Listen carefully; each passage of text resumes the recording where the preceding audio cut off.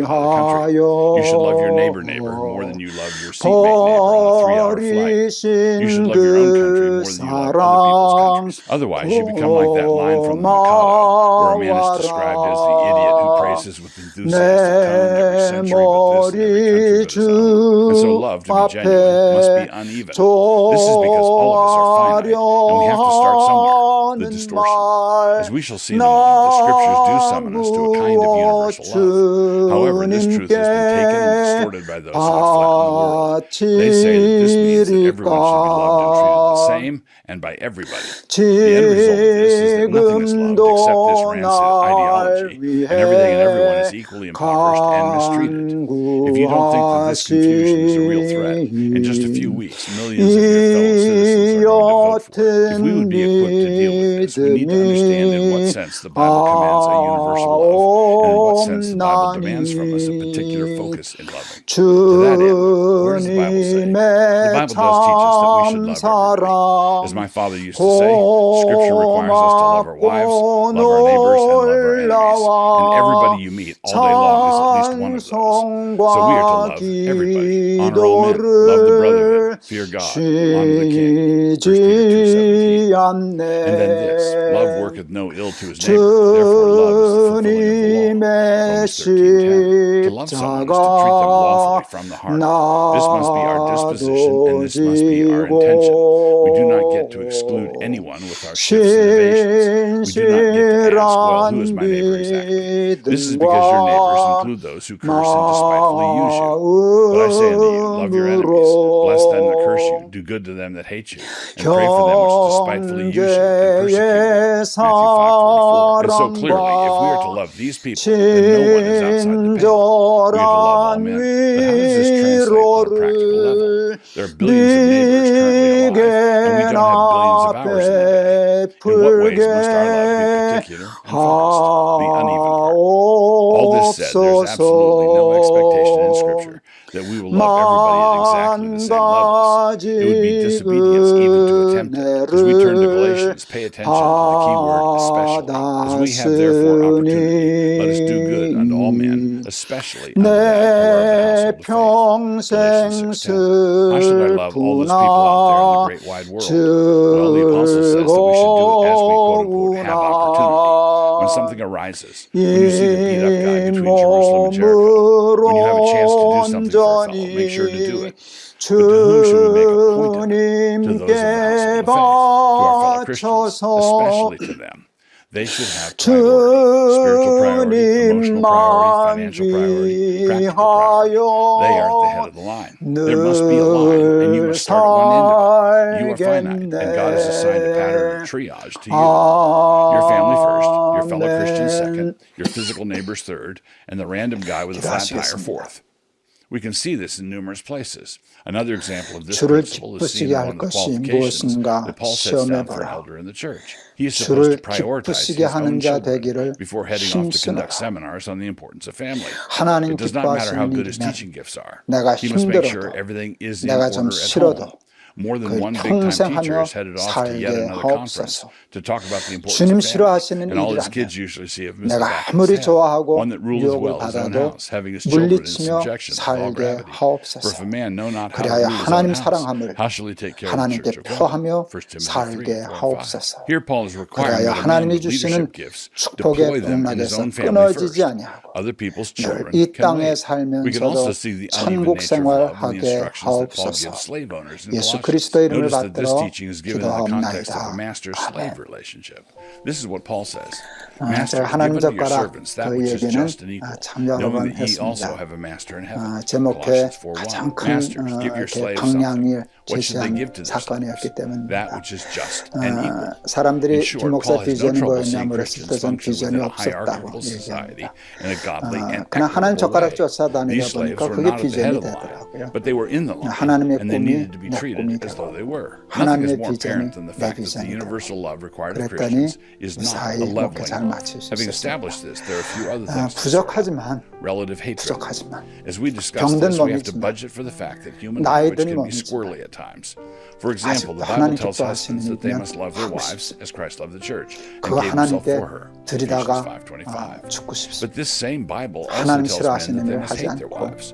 하나님 기뻐하시는 일 하다가 Jesus 하나님 앞에 plainly 가고 says that if a man 싶습니다. does not hate his 우리 wife, 날마다 father, 기막힌 mother, 새벽 and so on, 우리 he 사랑하는 cannot be a 친구들도 disciple. 그러실 So 수 있기를 yikes. The 바랍니다. solution to this 여러분 problem is found in the 감사합니다. parallel passage 여러분 in Matthew. 승리하세요. There 오늘도 Jesus 하나님 says, whoever 기쁘시게 loves father or 해드리는 mother 승리의 more 날 than 되기를 Christ 바랍니다. cannot be a disciple. 여러분 Matthew 10:37. 사랑합니다. Putting Matthew and Luke together, we see that Christ requires an absolute allegiance be given to him, one that puts all other loyalties and loves into the shade. This love for Christ, placed alongside a man's love for family, needs to make his love for his family pale in comparison. If we compare them by means of hyperbole, the comparison makes a man's earthly loves look like hatred. While we are on the point, I should make the point that this does not result in anybody getting ripped off. A man who loves his wife more than he does Christ is doing so from his own limited resources, and his love is going to be paltry and limited. She will be shortchanged as a result. A man who loves Christ more than his wife is in fellowship with the source of all love, and his love for his wife is going to be far more genuine than it ever could be if she were to remain an idol. In short, he's going to love her far better if she's number 2 than he would be able to if she were number 1.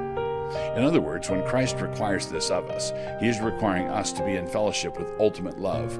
He is requiring us to be in step with the only possible way of integrating all of our loves. If we refuse this demand, we are actually opting for the disintegration of all of our other loves. If you doubt what I say, look around at the world you are living in. Yet again, it is Christ or chaos. And so, of course, our love must be uneven. You should also be ready at the drop of a hat to help out the guy beat up by the side of the road, even though you do not know his name. He is in the lineup as you have opportunity. This is actually how we know that your love back home is genuine and not something you have punched in on cruise control. Worrying about other people sinning is not a good reason for sinning. Christ requires us to love him above all, and as we examine his word to us, we see that we are to start loving as he would have us love in our immediate proximity. We must learn to love within the radius of our reach. We are to love the people we know more than the people we don't know. And this is an inescapable concept, not whether but which. If we refuse to obey him at this point, then we are going to wind up loving the people we don't know more than the people we know. And that, when translated, means that we don't actually love anybody. But when we disobey God's clear commandments, we always seem to be able to come up with excuses and reasons. In this case, more than a few people are very worried about what might happen when people are taught how to cultivate their particular loves and loyalties. You guessed it, the boogeyman here is white supremacy. In this polarized climate, the problem with arguing, as I've been arguing above, is that some responsible types are afraid of where some unstable sorts might take it. If we agree that we have a certain responsibility to love some people more and other people less, the express concern is that somebody is going to come along pretty soon and turn it into an excuse for malice. If I should love some people more, then this means that I should actually learn how to hate the other people. This is actually a very old trick, and some people really do go that way. This does happen. Scripture said to love your 오늘 neighbor, 하나님 and the 우리에게 carnal heart of 주시는 man cooked up an 말씀은 interesting second 사도행전 half of the 2장 sentence. Love your 14절에서 neighbor, and here it comes, hate your 21절입니다. enemy. Ye have heard that it hath been said, Thou shalt 사도행전 love thy 2장 neighbor and hate thine 14절에서 enemy. But I say 21절 unto 제가 you, love your 봉독하겠습니다. enemies, bless them that curse you, 베드로가 do good to them 11 that hate 사도와 you, 함께 and 서서 pray for them 소리를 which 높여 despitefully 이르되 use you, and persecute 유대인들아 you. 예루살렘에 Matthew 사는 5, 모든 43, 사람들아 44. 이 So 일을 너희로 fastidious 알게 people are 할 afraid that if 것이니 we establish 내 from 말에 Scripture 귀를 that we are to 기울이라 love our own people more, 때가 제 this 삼신이 means we 너희 should love 생각과 others less, 같이 이 which 사람들이 turns into a 취한 lot 것이 less, 아니라 which then by the end 이는 of 곧 the day turns into 선지자 hate. 요엘을 The 통하여 fact that this follows in 말씀하신 no 것이니 conceivable way 일러시되 does not keep some people 하나님이 from worrying about 말씀하시기를 it and 말세에 does not keep 내가 other 내 people 영을 from actually 모든 doing it. 육체에 And so the fastidious 부어주리니 people and the 너희의 venomous people 자녀들은 link arms to 예언할 wander off into the 것이요 void together. 너희 The 젊은이들은 latter would rather 환상을 hate than 보고 learn how to love properly, 너희 and the former 늙은이들은 would rather 꿈을 avoid 꾸리라. hating than to learn how to love 그때 properly. 내가 내 The 영을 내 scripture addresses both 남종과 of them and 여종들에게 rather bluntly. 부어주리니 But he 그들이 that hateth 예언할 his brother is 것이요 in darkness and 또 walketh in 내가 darkness, 위로 and knoweth 하늘에서는 not whither he 기사를 goeth, because 아래로 the darkness 땅에서는 hath blinded 징조를 his eyes. 베풀리니 1 John 2:11. If a man say, 피와 I love 불과 God and hateth his 연기로다. brother, he 주의 is a liar, 크고 for he that 영화로운 loveth 날이 not his 이르기 brother whom 전에 he hath seen, 해가 how can he 변하여 love God whom he 어두워지고 hath not 달이 seen? 변하여 피가 1 John 되리라. 4:20. The progressive refuses to 누구든지 love 주의 the seed, 이름을 부르는 which bleeds 자는 over into hating 구원을 the seed, 받으리라 and the malicious one 하였느니라. refuses to stop hating the 아멘. unseen, which bleeds over into hating the 얼마 seed. 전에 우리 Both of them 파주에 together are 있는 어느 refusing the way, 교회에서 and they deserve each other. 영상으로 We can hear them 부흥 quarreling as they 집회를 disappear into 했습니다. the fog. And now I 영상으로 beseech 부흥 thee, 집회하는 lady, 건 not as 난생 though I wrote a new 처음이었습니다. commandment unto thee, but that 그 which we 교회는 had from the beginning, 특별하게도 that we 이렇게 love one 설교 another. 후에 2 John. It is also 교인들과 worth 또 mentioning that I 특별히 don't accept the common 청년들로부터 metric that locates 어떤 Nazis 질문을 on the right. 받아가지고 They were 그 nationalistic 질문에 제가 socialists 답을 who 하는 were teamed up 시간을 with Stalin for the first part 마련했더라고요. of the 그래서 war. 한 30분 We should want 정도 nothing whatever to 시간을 do with them, 가졌는데 meaning that I'm 저는 not 그 trying to 시간이 break up 참 the coalition here. 좋았습니다. I want to deny them 참 entrance 재밌고 into the 좋았습니다. coalition. 그리고 답도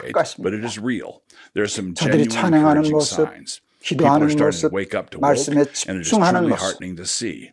But remember, in the 보면 meantime, over the last half century, 자다가도 what has the 웃을 playbook 만큼 of the left 참 been? 마음이 좋습니다. Anybody to the right of Mitt Romney 아들 or John 셋이 McCain 있습니다. has been called a Nazi racist, 가끔 fascist 가족들이 pig, 모여서 and a 식사를 할 misogynistic 때 cave dweller. 제가 And even 대표기도 those two 할 room 때가 temperature 많죠. tapioca rhinos, 그냥 기도할 as soon as they 때 got the Republican 아들들이 nomination, became a 새놈이 Hitlerian threat to the left. 아멘 Now, just the 그러면 moment when the 그렇게 absurdity of all this 행복합니다. slander had gotten to peak levels, 그렇게 and all the 감사할 normies 수가 were scratching their heads and asking, is it really 쉽게 racist to 말하면 mow your lawn? We discovered 신앙의 that old Slewfoot, 공감이 let us 이루어졌어요. call him, had arranged for a bunch of 그러니까 people 내가 on the 믿는 right to 하나님을 pop up and start saying a 저놈들도 bunch of 믿는다. genuinely rancid and 아버지 그 malevolent 말이 things 맞아요. about 하나님 Jews, about 저 blacks, 기도가 about 옳아요. women, 나도 and we 그래요. are all summoned to listen to these 이렇게 tirades. 이렇게 For are these not 공조가 the sayings of 이루어질 the king 때 of Mundanar 그렇게 and 마음이 his 기쁘고 friends? 감사할 수 So at 있어요. just the point when the asininity was going to be 청년들이 exposed to all, 아멘만 some 해도 low-rent intellectuals popped up in order 좋은데 to try to 우리 demonstrate to the 청년들이 world that 예언을 the slander 한다면 was not slander at 여러분 all. 여기서 Now these 예언은 people are either 앞니를 malicious 얘기하는 or 것이 아니라 midwits or both, or 성경에서는 they are 하나님의 FBI bots. 말씀 Just 자체를 within the last year, 예언이라고 various 그랬습니다. Hitlerist Christian 예언. Prince memes 우리 have 아이들이 started to circulate widely.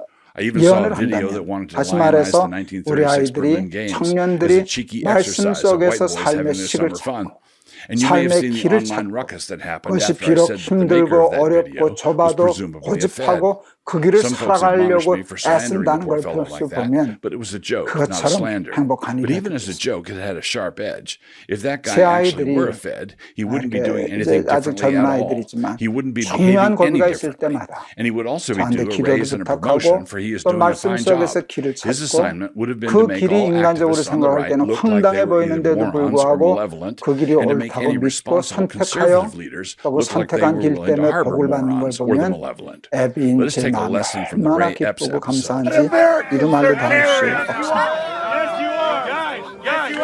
요즘 젊은이들은 자기를 뭐 흑수저, 금수저 그렇게 얘기를 합니다. 그리고 자기들은 흑수저이기 때문에 희망이 없다고 절망합니다. 사실입니다. 너희들은 왜 그러냐? 그렇게 얘기할 거 없습니다. 그 아이들이 그렇게 느끼는 거 함부로 얘기할 수는 없습니다.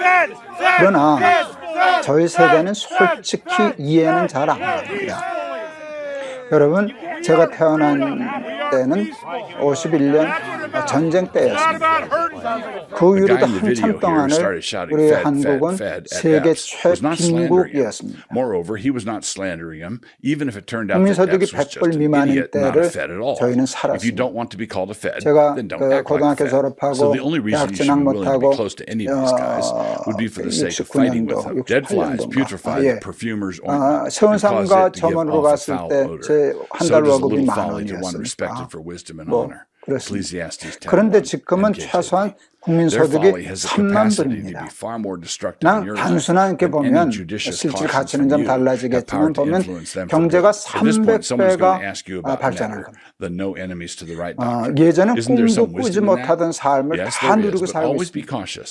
First, if God has 그런데도 enemies on the right, and he most certainly 젊은이들이 does, then I should 절망하고 also. 꿈이 There are God 없고 haters over here with us, 낙심하고 하는 and 건 that bile 뭐 and 저희 hatred will 때나 come out at some 지금이나 point. 별 차이가 You don't 없습니다. want to be standing next to it when it 여기서 happens. 굉장히 중요한 걸 배울 So 수 then what 있어요. is the element of 세상은 truth in Netter? You must not have 돈은 enemies to the right simply 경제는 because the left 과학은 demands that you denounce 젊은이들로 somebody 하여금 who said or did 꿈꾸게 할 racist 수 X, sexist 없다는 Y, 것이. and problematic Z. 늙은이도 Lies are the 꿈꾸지 stock and 못하게 trade 해 of the left, and they 젊은이에게도 have 환상이 successfully 없어. gotten many conservatives 여러분 to 경제가 flinch 300배나 instinctively 발전한 and to 나라가 어디 countersignal 있습니까? and punch 당대. right simply on their say-so. 그런데도 But their 우리나라 say-so is 젊은이들이 꿈이 없지 notoriously 않습니까? unreliable. 그걸 보면 Don't 한 ever obey them. 3,000배쯤 저가 So I 하는 didn't 꿈을 attack 꿀까요? that video because the 아니요. left wanted me 돈으로 to. 해결될 I attacked 문제가 it because Christ 아닙니다. wanted me to. And that 그런데 was because it was either 성령을 made by an 받으면 oath, an orc, or an 성령의 operative. It is 충만함을 also worth 받으면 mentioning that I don't 너희 accept the common 젊은이들은 metric that 꿈을 locates 꾸고 Nazis on the 환상을 right. 보고 They were 너희 nationalistic socialists 늙은이들도 who were teamed up 꿈을 with Stalin for 꾸리라. the first part of the war. We should want nothing whatever to do 얼마나 with them, 좋은지 모르겠어요. meaning that I'm not trying to 그리고 break up a 하나님의 coalition here. 약속입니다. I want to deny them entrance 돈은 into 있는 the 사람도 있고 coalition. 없는 One 사람도 last 있고 thing. The most charitable 불공평하지만 evaluation from the options I listed 성령은 above would be 하나님이 oath. But let's make it 공평하게 even more 해주신다. charitable still. 우리 Remember that we live in 17절인가요? oafish times, and that a lot of the 이게 alt-right 17절, has been shaped by the world of 17절 gaming, 하나님이 Instagram, Twitter, 말씀하시기를 memes, and cosplay. 말세에 A lot of these 내가 guys could be brought to 내 their 영을 senses in a 이 말이 healthy 저는 참 community 좋아요. where people are living 모든 actual lives out in the 육체에게 real world. There they would 부어주리니 be able to learn that there's far more to 그래서 너희 masculinity than 자녀들은 picking a 예언을 하고 crusader with laser 환상을 eyes for an 보고 avatar. 늙은이는 And 꿈을 remember, this 꾸고 digital 그러는데 world does have 또 one 좋은 ameliorating 말씀이 있어요. quality. They are 18절 not actually 그때 hating 내가 real 내 Jews. 영을 Their 내 enmity is reserved for 남종과 the Jew game pieces in 여종들에게 their 부어주리니 Dungeons and Dragons setup. cordially in Christ. 남녀노소, 빈부, 귀천 차이가 없이 모든 육체에게 하나님이 성령을 부어주시겠다. 그러면 어떤 형편과 처지에서도 환상을 보고 You can't 꿈을 have a 꾸고 reformation, 비전을 revival, and 갖고 renewal of Christendom 흥분하여 if you don't have Christ 천국 at the 같은 center of 삶을 a worshiping 살게 될 community. 것이라 Not 하는 only 것이 here without a 하나님의 preacher. 약속입니다. 저는 사랑하는 우리 날마다 기막힌 새벽, 우리 사랑하는 식구들, 우리 가족들이 무엇보다도 이 시간을 Well, to 통해서 be honest, they aren't 성령의 exactly pirates, 충만함을 which would 받아서 not be very Christian. They are 꿈을 more like 꾸고 privateers 어려운 operating with 중에도 letters of marque 아픈 and 중에도 reprisal. 환상을 But let us not get 하나님 distracted from the main 찬송하며 point. 승리의 Greyfriars 삶 Hall has been 살아가는 operating for 그런 some 저와 20+ 여러분들이 years now, 다 되실 수 graduating 있기를 its first 주의 allotment in 이름으로 축원합니다. 2004, which meant the 오늘 start of the program a few 185장 years 제가 before that. 찬송 The central 골랐습니다. idea was that the training of future ministers is a task that ought 185장 to be undertaken 이 by the 기쁜 church and 소식을 not by 온 a 세상 detached 전하세 academic institution. 큰 환난 Graduates were 고통을 given a letter 당하는 of petition 자에게 tailored to their gifts and 성령이 accomplishments, 오셨네, which was a 성령이 letter that 오셨네. like-minded churches took 아, seriously. At the same 참 time, 좋습니다. although the work was equivalent to a 이 graduate degree, there 기쁜 was no pretense. It was a letter, 소식을 not a 온 diploma. Now the Greyfriars 세상 Hall has been incorporated into the 전하세 range of programs 큰 offered by St. 환난 Andrews College and is offering 고통을 an accredited 당하는 one of the most obvious questions to ask is whether we 자에게 have drifted 주 from our earlier 믿는 commitments to a ministerial training 성도들 program that is 다 overseen by the church. 전할 The answer is no.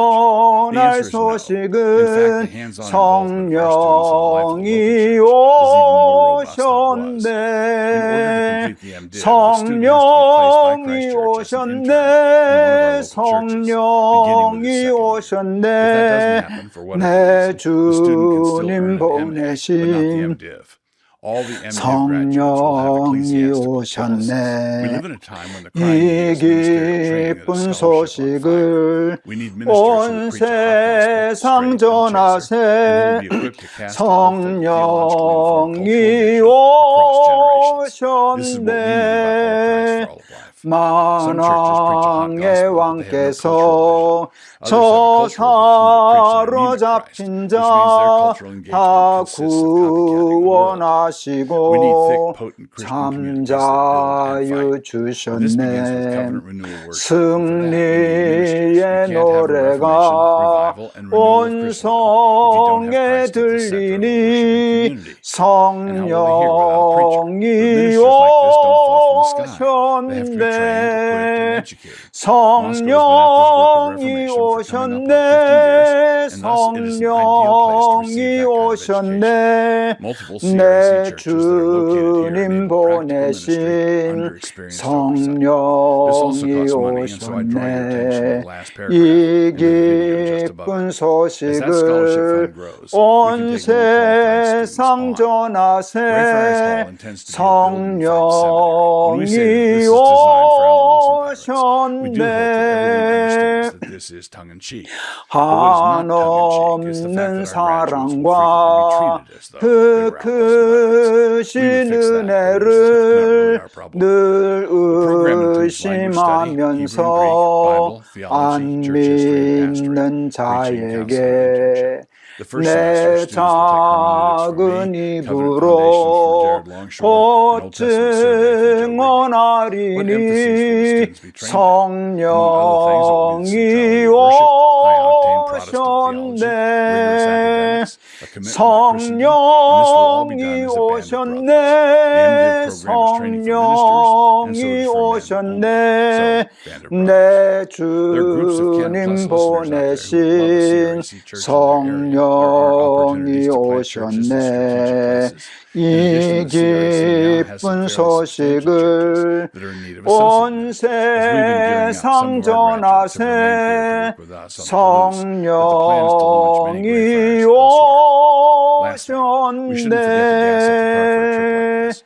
Our funding 아멘. mechanism is the Ezra Scholarship. 기도하겠습니다. This covers 75% of the cost of the seminary 하나님, education, so that the Greyfriars 우리 can devote 한국은 themselves to their study of the 제가 Word, 태어날 and to 때 do it and teach 세계 it, while also providing for their 최빈국이었습니다. families. In the light of all of the above, we 국민소득이 don't mind asking individuals 제가 나이 and their 한참 먹을 churches to 때까지 contribute to the Ezra 어렸을 Scholarship. 때는 In fact, 100불을 you may 넘지 consider this to be just such an 못했습니다. ask. Here's the 지금은 contribute page. 3만 불이 넘는 그런 고소득 국가에서 살아갑니다. 경제가 300배나 성장한 나라에서 사는 We explain 백성이 away feminine 세상에 어디 responsibilities 있겠습니까? today far more readily than we do 그런데 with responsibilities for men, 그때도 and this is part of the 노인들은 false flag move, which consistently lets 꿈을 men off 꾸지 the hook. If wives don't have to 젊은이들은 follow, then men 환상을 don't have 보지 to lead. 못하죠. We have done this so much that 꿈과 scarcely anyone knows 비전과 anymore what we do 환상은 mean by submission. 세상이 So I'm just going 돈이 to say that the Bible 경제가 teaches submission 과학이 for wives, 풀 수 있는 and 문제가 it is a 아님이 glorious thing. 분명합니다. 그런데 성령을 받으면 하나님이 모든 육체에 성령을 부어주시면 One, the teaching of Scripture on this subject is perspicuous and plain. What God requires of us in our marital duties is taught in multiple places and not in obscure ways. We 젊은이들뿐만 live in a 아니라 time when honest exegesis is 늙은이들도 routinely 꿈을 꿀 threatened with 것이다. calumny, and there are frequently honors 하는 and 말씀 rewards for dishonest exegesis. It should not be 하나님 surprising that we are 저희들에게 getting less and less of 그 the former 성령을 and more of the 약속하신 latter. 성령을 Three, 허락하여 natural revelation 주시사 teaches us the natural 젊은이나 submission of the wife to the 늙은이나 husband. 젊었을 These 때나 realities are in 늙었을 our 때나 bones, and the 꿈을 revolt 꾸며 against them lies at the 살게 foundation of our 하옵소서. current cultural madness. 예수 그리스도의 이름을 받들어 The scriptural requirements are 기도하옵나이다. entirely consistent with this natural revelation. The God who created the world and 말세 who fashioned us in his 모든 image as 육체에게 male and 성령을 female 부어주리니 is the same God 너희 who inspired 젊은이들은 the writers of Scripture. 예언할 Whenever 것이요 natural revelation 환상을 and special 보고 revelation 너희 appear to conflict, 늙은이들도 they do not 꿈을 ever 꾸리라. contradict in fact. We should submit to 이보다 더 the express 좋은 words of 말씀은 God. And in this case, there is 실제로 not 그렇지 even an 않습니다. apparent contradiction. 사랑하는 5. 여러분, The Bible does not require 형편과 a 처지 universal 속에서도 submission of women to 성령 men or the 때문에 necessary 세술에 submission of 취한 any given 사람처럼 woman to any given man. 꿈꾸며 The Bible 환상 requires 중에 women to be 천국 submissive to their own 살아가는 husbands, 저와 여러분 다 which is a 되시기를 protection 바랍니다. against having to 여러분, submit to men 감사합니다. generally. Further, 오늘도 because no one 말씀으로 can serve more than one 승리하세요. authority, this 여러분, scriptural teaching amounts to a 사랑합니다. prohibition of a woman submitting to other men. Nor does Scripture require new absolute submission to her husband. No authority in this fallen world is absolute and includes the authority of a husband. When the authority of a husband turns rancid, a wife should receive the help of fathers, brothers, friends, and or elders to help her stand up against it. I've been involved in this sort of intervention more than once. 6. At the same time, in a healthy society, if wives are generally submissive to their own husbands, there will be a cheerful deference to the leadership of men generally, a reality to be welcomed and not resented. This is a deference to the fact of male leadership, not the quality of it. When male leaders are tyrants, fools, and scoundrels, godly women will have as much objection to it as godly men do. 7. The requirement of submission within marriage does not prohibit the occasional circumstance when a woman in civil society finds herself in a leadership role over men. Deborah, Esther, and Lydia come to mind. At the same time, when feminine leadership becomes widespread and common in a society, it is not a sign of progress at all, but is rather a sign of cultural decadence driven by male fecklessness. 8. In Christian theology, there's no tension between authority and submission on the one hand and essential equality on the other. God the Father is the eternal Father to the Son, and yet the Father and Son are equally the one true God. The husband is the head of his wife, and yet they are one flesh. Men and women stand on level ground when it comes to being created in the image of God, Genesis 1:27, when it comes to the fact of our fall into sin, 1 Corinthians 15:22, and when it comes to our position in Christ, Galatians 3:28. Men and women are clearly equal in these senses, and so the teaching of the Bible elsewhere on the submission of a wife to her husband means that submission to an equal is not an incoherent concept. 9. Women have a deep creational need to be loved and led so that they might submit and follow, and men have a deep creational need to be respected and followed. And when these needs are thwarted or otherwise frustrated, the end result is deep unhappiness for both sexes. 10.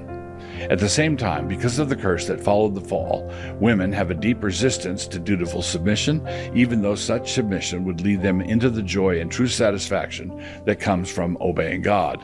It may or may not improve the marriage, depending on his sin issues, but it will most certainly improve her walk with God. The prophecy that her